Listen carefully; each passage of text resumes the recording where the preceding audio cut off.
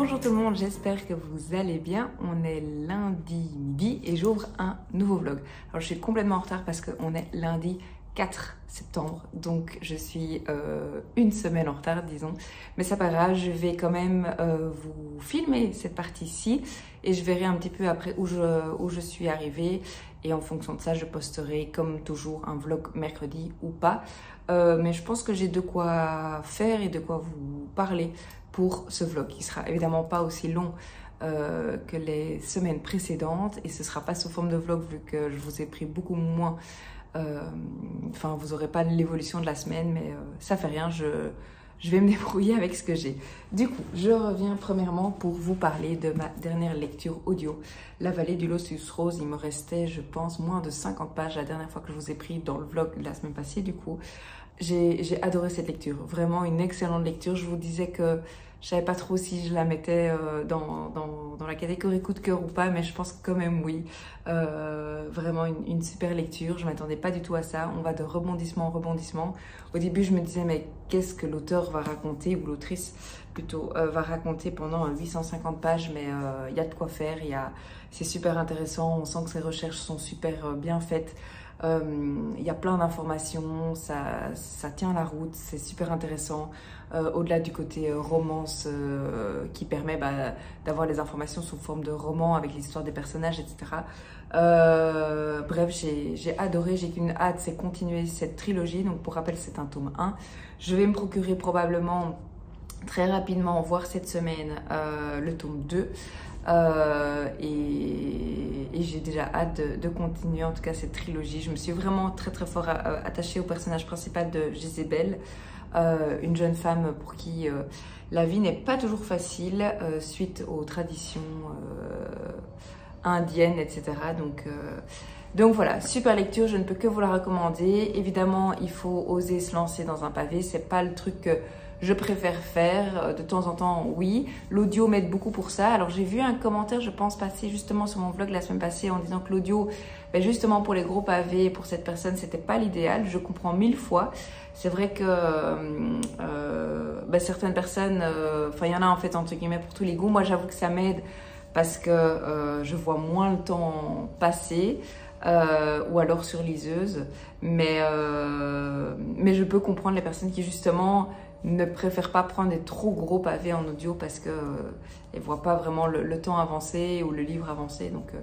Donc voilà, mais ça c'est pour clôturer cette belle lecture, La vallée du lotus rose. Et donc encore grand merci à ma copine Cécilia du compte Cécilia Cherry Blossom d'en avoir parlé sur son compte Instagram, que je vous conseille et recommande d'aller voir parce qu'elle partage vraiment de très jolies choses, de très jolies lectures, et au-delà de la lecture il y a plein d'autres choses qu'elle partage et c'est vraiment chouette.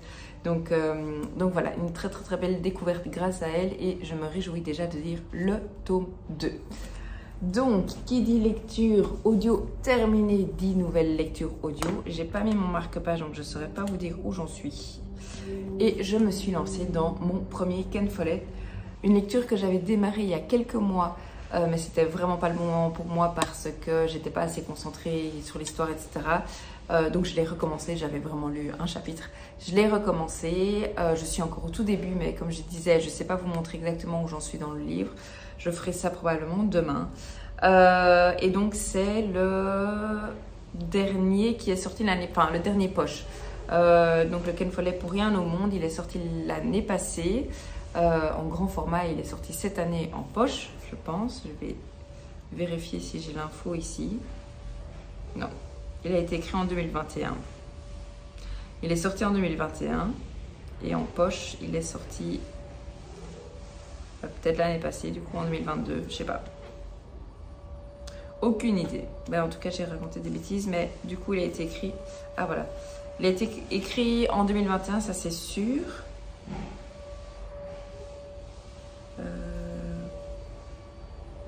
Je vois pas les sorties poche.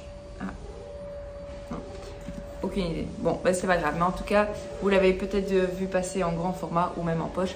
C'est la même couverture, le grand format et le format poche. Donc voilà. Et je disais aussi une autre bêtise. Je disais que c'est mon premier Ken Follett, mais c'est pas vrai. J'ai déjà lu La chute des géants. Pour rappel, c'est le tome 1 de la trilogie du siècle. Je vous remettrai ici la couverture, mais c'est le livre tout bleu. Trilogie que je devrais continuer d'ailleurs avec l'hiver du monde, c'est aussi une grosse bricasse. Mais du coup voilà, j'avais envie de me lancer dans... Je crois que celui-ci c'est un one shot si je me trompe pas. Mais en tout cas j'avais envie de découvrir, enfin de redécouvrir et de découvrir à travers une autre histoire la plume de l'auteur. Donc voilà, il paraît qu'il est bien, j'en ai entendu que du bien en tout cas, donc ça m'a vraiment donné envie. Je me plonge petit à petit dans l'histoire et voilà, en tout cas j'ai hâte de vous en parler. Je peux pas encore vraiment vous faire un pitch, je peux pas encore vraiment vous donner le résumé de ce livre parce que comme je dis, je suis au tout début, donc un petit peu difficile pour moi de déjà parler du pitch de l'histoire. Donc voilà, je referai ça plus tard dans ce vlog-ci ou la semaine prochaine, tout dépend, enfin dans le vlog de la semaine prochaine, tout dépend de comment j'avance. Donc ça c'est ma lecture audio en cours. Et du coup, la semaine passée, je pense que je vous avais dit que j'avais démarré une nouvelle lecture et que j'avais laissé Nico choisir entre 2 livres. Et il a choisi 6 ans à t'attendre de Delphine Giraud aux éditions Fleuve. Livre que j'ai terminé entre-temps, livre que j'ai adoré. C'est le premier livre de l'autrice qui avait été édité en auto-édition chez Librinova, qui a été réédité plus tard chez Fleuve. C'est ce qu'elle dit d'ailleurs à la fin de ses remerciements. Elle a écrit en 2018, enfin il est sorti la première fois en 2018 et il a été édité aux éditions Fleuve en 2019. Et je pense qu'entre temps il est sorti en poche. Donc voilà, autrice que j'avais découverte avec son 2e roman, Renaît le jour, un truc comme ça. Je vois très bien la couverture avec des fleurs, mais j'ai oublié. Et maintenant, Renaît le jour. Je ne sais plus exactement comment c'est, mais en tout cas, super roman que j'avais beaucoup aimé. Celui-ci, c'est son premier. Celui dont je vous parle, c'est son 2e. Et entre-temps, elle en a déjà écrit 2. J'ai déjà son 3e dans ma palle, mais je sais qu'elle a écrit un 4e qui est sorti cette année, il me semble. Donc voilà, que je dois encore me procurer, mais je vais déjà lire son 3e qui est dans ma palle. Ce serait déjà pas mal, mais en tout cas, autrice que j'adore, sa plume, c'est vraiment top. Ça se lit super bien, il y a plein de choses, il y a beaucoup d'émotions, je trouve, dans ces histoires. Et c'est vraiment le genre d'histoire qui pourrait, enfin en tout cas, qui m'a parlé. Et vraiment, j'ai été plongée dès les premières pages dans cette histoire. Alors dans cette histoire, du coup, on va suivre Rachel. Rachel qui est une jeune femme qui a perdu son mari, Vincent, il y a 6 ans. Donc on démarre l'histoire 6 ans après le drame. Le drame, on le sait directement, c'est aucun spoil. Et du coup, en fait, son mari a été déclaré mort, mais ils n'ont jamais retrouvé le corps. Et dans les premières pages du livre, elle va avoir l'impression de le revoir à Paris. Et elle se dit mais c'est impossible que ce soit lui, il est mort, donc voilà. Mais elle l'a entreaperçu en rue, elle n'a pas réussi à le suivre, donc elle l'a entreaperçu en rue, donc elle lui a même pas parlé, rien du tout. Mais elle est persuadée que c'est lui, elle elle avait l'impression de reconnaître certaines mimiques, etc. Même si c'est très difficile de dire à distance et sur base de quelques secondes. Mais du coup, elle revient dans sa famille, elle dit à son cousin et à sa sœur jumelle, je suis sûre que Vincent est en vie, je suis sûre que c'est lui que j'ai vu, etc. Ils la prennent évidemment pour une fille un petit peu folle à ce moment-là parce que Vincent est mort il y a 6 ans, donc voilà. Et puis ils essaient évidemment de la protéger parce qu'ils se disent que si elle commence à penser ça, elle risque de plus en souffrir qu'autre chose. Donc voilà, ça c'est un petit peu l'histoire du début. Et puis évidemment, je vous laisse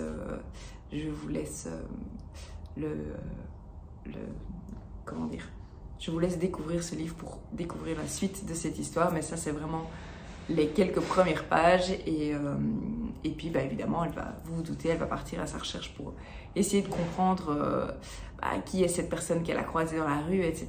Mais bon, évidemment, retrouver une personne sur Paris, c'est pas toujours évident. Donc voilà, mais en tout cas, une très très très belle histoire que j'ai beaucoup aimée. À un moment, j'ai cru voir venir quelque chose qui était correct. Et là, je me suis dit, ah bah c'est un petit peu, j'ai pas envie de dire dommage, mais si ce n'est que ça, ben voilà, le livre est plus simple que ce que je croyais, mais en fait, pas du tout. J'avais raison sur une partie, mais l'histoire est beaucoup plus complexe que ce que je pensais, donc voilà, l'autrice a vraiment bien mené sa barque et tout fait sens, et c'est vraiment pas blanc ou noir, c'est bien plus du gris et beaucoup plus complexe que ce que je me pensais, donc voilà, vraiment une super lecture que je ne peux que vous recommander. C'est pas un très gros livre, il se lit assez rapidement, 350 pages de mémoire, oui voilà, 350 pages, et j'aime vraiment beaucoup cette autrice, donc je vais essayer de pas trop traîner. Alors je vais peut-être pas le lire ce mois-ci, mais je vais essayer de pas trop traîner pour lire ses autres livres et être à jour éventuellement pour une prochaine sortie en 2024. Donc voilà une lecture papier, ma lecture papier terminée. Je l'ai terminée hier soir, donc j'ai rien commencé entre temps. Mais je sais déjà quel livre je vais commencer et je vais vous le présenter tout de suite. Donc lecture commencée et terminée pour ce vlog-ci. Alors, le prochain livre, on part sur un tout autre sujet. Un sujet qui va pas être très drôle, mais je pense que ça va être une magnifique lecture. C'est une épreuve non corrigée des éditions Faubourg Marigny dans le cadre de l'aventure Faubourg Marigny, La fille à la robe rayée d'Ellie Midwood, et c'est d'après une histoire vraie. Alors pour rappel, c'est le 3e roman de l'autrice. Elle a écrit La violoniste, en tout cas traduit en français, elle a écrit La violoniste d'Auschwitz, et je vous avais dit ça la dernière fois quand je l'ai reçu, parce que je l'ai reçu récemment, donc dans un unboxing je vous l'ai déjà présenté. Qu'est-ce qu'elle a écrit d'autre?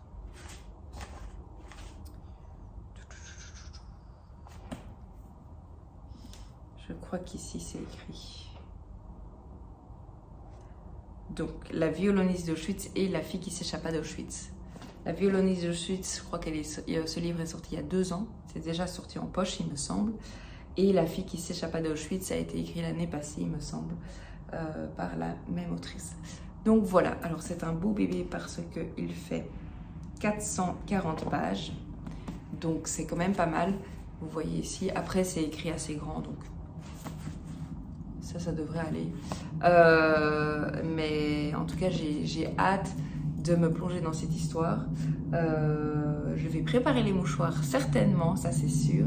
Mais je sais que, d'après les autres flamboyants de cette année, c'est une superbe lecture et même un coup de cœur pour certaines. Donc voilà, j'ai d'une certaine façon, oui, hâte de me plonger dans cette nouvelle lecture.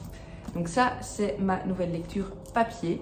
Donc mes 2 lectures en cours, même si celui-là, j'ai pas vraiment commencé, j'ai pas du tout commencé. Ce sont ces 2 nouveaux livres-ci, que je n'aurai certainement pas terminé pour ce vlog-ci, ça c'est certain, étant donné que je commence un lundi pour le poster mercredi. Donc c'est pas en 48 heures que je vais les dévorer. Si c'était un week-end, pourquoi pas, et encore. Mais donc voilà mes 2 lectures en cours. Et alors, quand j'avais reçu justement ce livre-ci, La fille à la robe rayée, j'avais également reçu un 2e livre de chez Faubourg Marigny, la prochaine parution. Oui, je vous ai pas dit, celui-ci il sort le 19 septembre 2023. Et du coup, j'avais reçu un 2e roman, mais dont je ne pouvais pas encore vous en parler à ce moment-là. Et il s'agit, vous l'avez peut-être vu sur leur compte Instagram entre-temps, du Cercle occulte des gentlemen de Sarah Penner. La couverture est magnifique. Et alors pour rappel, c'est l'autrice qui a écrit La petite boutique au poison, que j'avais déjà lu et que j'ai adoré, et je vous mets la couverture juste là. Donc voilà, ça c'est ma prochaine épreuve non corrigée aux éditions Faubourg Marigny, que j'ai hâte de découvrir. Je trouve que la couverture est trop belle.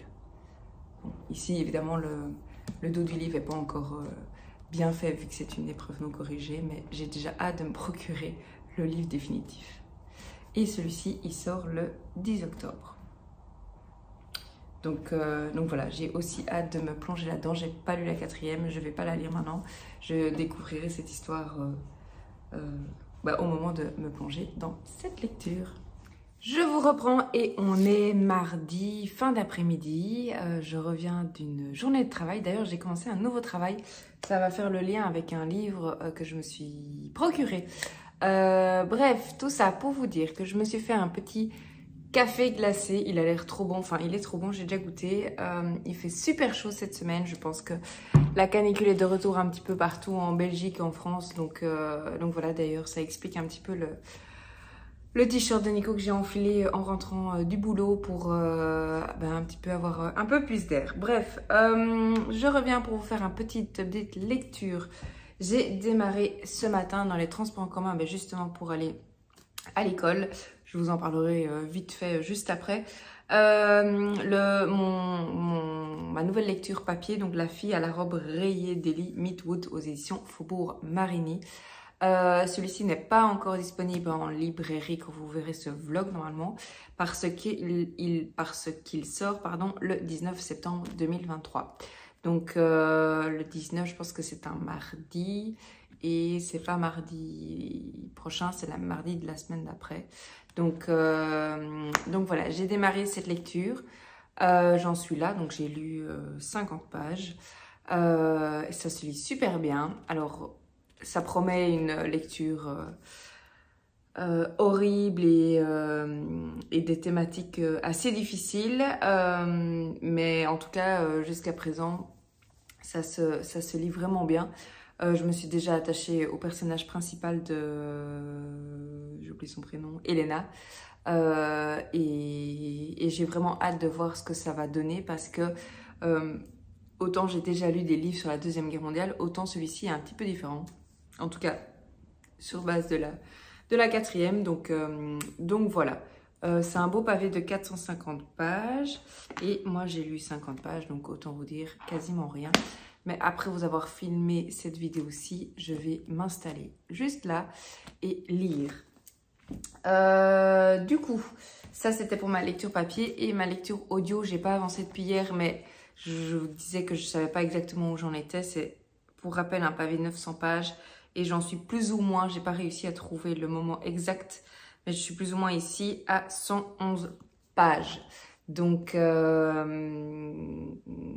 voilà, au tout début aussi. Donc deux nouvelles lectures complètement différentes, mais en tout cas que j'ai hâte de continuer et d'avancer pour pouvoir vous en dire un peu plus. Donc ça, c'est ma lecture audio et ma lecture papier. Qu'est-ce que j'ai d'autre à vous dire? Oui, donc je vous disais que j'ai un nouveau travail. Si vous me suivez depuis un petit moment, vous savez peut-être que je suis actuellement une formation de coaching pour devenir coach qui touche doucement à sa fin. Je la termine le 23 septembre. Et du coup, j'ai eu l'occasion et l'opportunité de commencer à faire du coaching scolaire, donc dans une école en humanité. Et donc, je vais travailler pour l'école le mardi midi, plus ou moins, et enfin quelques heures le mardi et quelques heures le jeudi. Et du coup, j'ai vu le dernier carnet de bord d'Estelle du compte Petite Lectrice et elle parlait justement de nouvelle vie, enfin pas nouvelle vie professionnelle, mais de vie professionnelle, etc. Et elle parlait d'un nouveau livre qu'elle avait acheté, je pense, ou qu'elle avait reçu, je ne sais plus. Bref, on s'en fout un peu. Et il s'agit de Happy Work aux éditions First. Et c'est de Gaël Châtelain-Berry pour une vie pro sereine et épanouie. Par le créateur de Happy Work, le podcast francophone le plus écouté sur le bien-être au travail. Donc voilà, c'est pas très gros. Et en fait, je me suis tout simplement dit, quand elle en parlait et quand elle le montrait dans son vlog, ça me parlait évidemment vu que je suis un petit peu entre, j'ai pas envie de dire deux nouvelles phases, mais ici ma formation de coaching arrive à terme et du coup j'arrive dans une nouvelle étape de ma vie professionnelle et je pense que c'est un bon moment pour remettre un petit peu les pendules à l'heure et les bases et voilà. Donc je pense que ça peut vraiment m'apporter beaucoup de choses tant pour moi que dans mes coachings finalement. Donc voilà, ici qu'est-ce que c'est?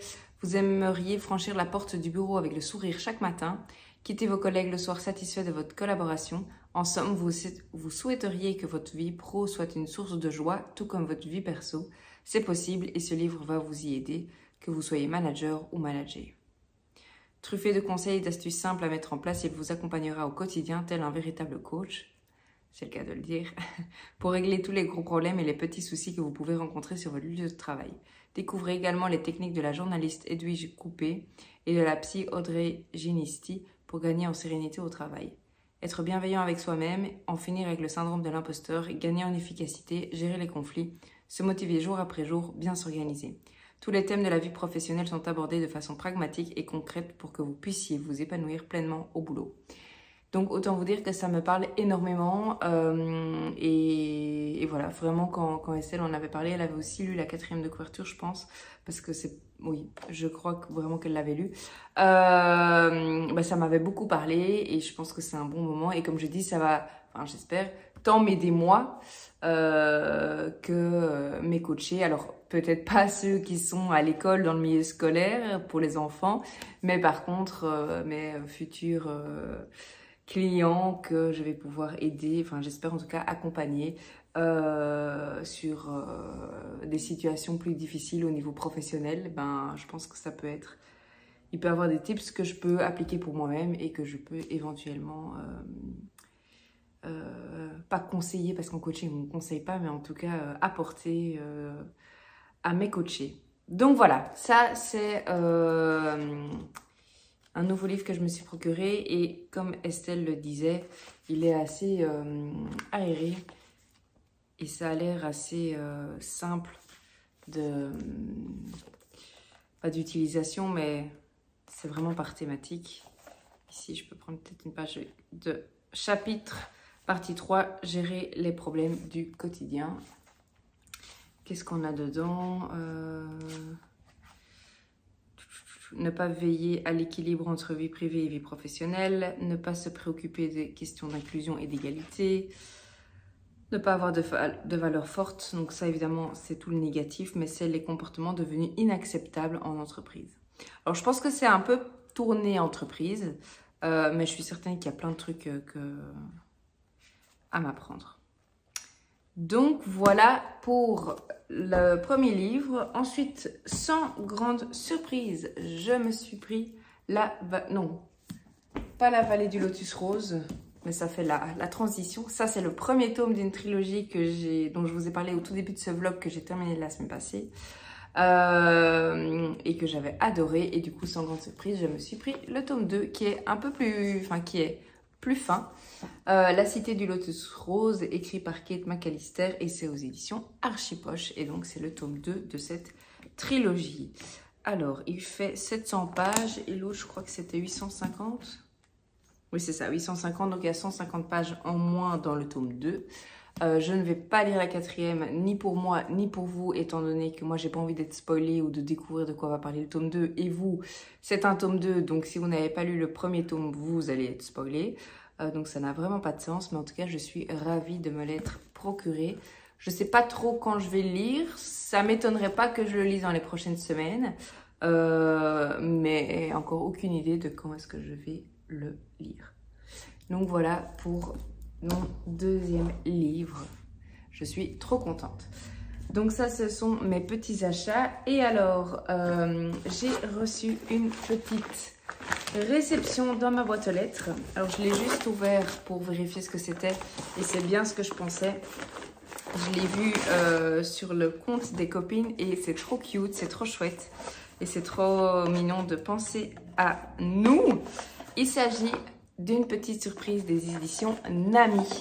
Pour rappel, la maison d'édition Nami, ça fait partie du groupe Le Duc, Charleston, etc. Et c'est l'année passée, ça s'est terminé ici en juin, j'ai fait partie de la première édition des lectrices Nami. Et donc j'avais, c'est un peu le même principe que la maison d'édition Faubourg Marigny, où ici vous voyez c'est une épreuve non corrigée. J'avais l'occasion et l'opportunité de recevoir les livres en avant-première pour pouvoir les lire et donner mon avis. Et du coup, ça a duré 1 an et demi, 1 an et demi je pense. Et donc l'aventure s'est terminée, les nouvelles lectrices et lecteurs Nami ont été sélectionnés. Mais du coup, j'ai reçu un petit cadeau, une jolie tasse. Lectrice Nami, non, c'est dans le mauvais sens, une chance sur deux. Donc lectrice Nami un jour, lectrice Nami toujours, trop cute. Donc une jolie tasse que je vais m'empresser de mettre à la machine pour pouvoir boire très vite dedans. Donc trop chouette. Une jolie attention, je trouve, de l'équipe Nami, Charleston, le Duc, etc. Pour clôturer cette belle aventure avec un petit mot merci pour tout. Et donc dans le groupe, c'est le Duc, groupe Albin Michel, Charleston, Alizio, Nami et Animai. Donc voilà. Marie, je ne pense pas que tu passeras par ici, mais si tu passes par ici, un immense merci pour l'envoi de cette tasse. Et je suis trop contente, un petit souvenir, au-delà des livres évidemment qui sont dans ma bibliothèque, un beau petit souvenir de cette belle aventure que j'ai eu l'occasion de vivre, pas l'année passée parce qu'elle a démarré l'année passée, mais j'ai eu l'occasion de la vivre jusqu'en juin cette année-ci, donc voilà. Je vous ai partagé tout ce que j'avais envie de vous partager. J'ai vraiment chaud. Je vais m'arrêter ici. Alors je réfléchis. Oui, je vais clôturer le vlog ici. Ça fait plus sens. Parce que d'ici demain, je vais un peu continuer ma lecture. Mais je vous en dirai pas beaucoup plus. Donc ça n'a pas beaucoup de sens de vous reprendre demain avant le montage. Donc je m'arrête ici. Comme toujours, je vous remercie d'avoir regardé cette vidéo, jusqu'au bout. J'espère que ça vous a plu, que vous avez trouvé de jolies choses, de lecture, enfin de belles lectures et d'autres. Donc voilà, merci toujours de faire partie de cette aventure. Je vous dis à très vite et d'ici là, de très belles lectures.